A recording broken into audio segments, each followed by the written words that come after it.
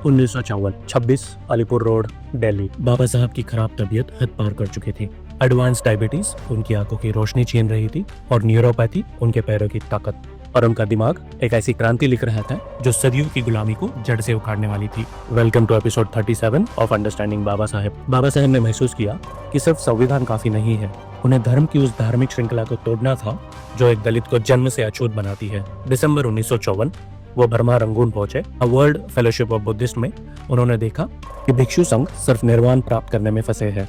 बाबा साहब ने कहा, मुझे वो धर्म नहीं चाहिए जो मृत्यु के बाद मुक्ति दे, मुझे वो धर्म चाहिए जो जीते जी सामाजिक न्याय और समानता दे। 19 जुलाई 1954 उन्होंने एक स्ट्रेटेजिक मेमोरेंडम पेश किया। उनका प्लान क्लियर था, एक नया बुद्धिस्ट गॉस्पेल बनाना और धर्म को विज्ञान और नैतिकता पर खड़ा करना। दिल्ली वापस आकर उन्होंने शुरू किया अपना final testament, the Buddha and his धम्मा।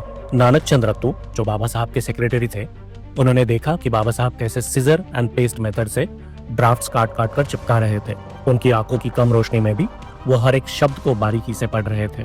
बाबा साहब ने धर्म से दो चीजें निकाल फेंकी, ईश्वर और आत्मा। उनका लॉजिक बड़ा वैज्ञानिक था। अगर आत्मा नहीं है तो पिछले जन्म का कर्म भी नहीं है, और अगर पिछले जन्म का कर्म नहीं है तो कोई इंसान अछूत पैदा ही नहीं होता।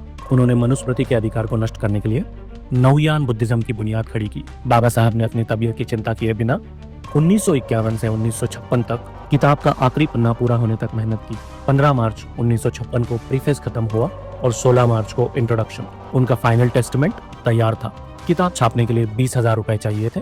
बाबा साहब ने सिद्धार्थ कॉलेज के लाइब्रेरियन एस रेगे को लिखा कि वो जल्द से जल्द इस किताब को पब्लिश करना चाहते हैं। 14 सितंबर 1956 बाबा साहब ने नेहरू को लिखा तो उन्होंने हाथ खड़े कर दिए, ये कहकर कि 25वें बुद्ध महापरिनिर्वाण के लिए तय किया हुआ बजट खत्म हो चुका है। आखिर 1957 में बाबा साहब के निर्वाण के बाद Siddharth college publication people education society, जो बाबा साहब ने बनाई थी, उन्होंने इस किताब को पब्लिश किया। क्या आपने बुद्धा एंड हिज धम्मा किताब पढ़ी है? कमेंट्स में जरूर बताएं। सी यू इन नेक्स्ट एपिसोड।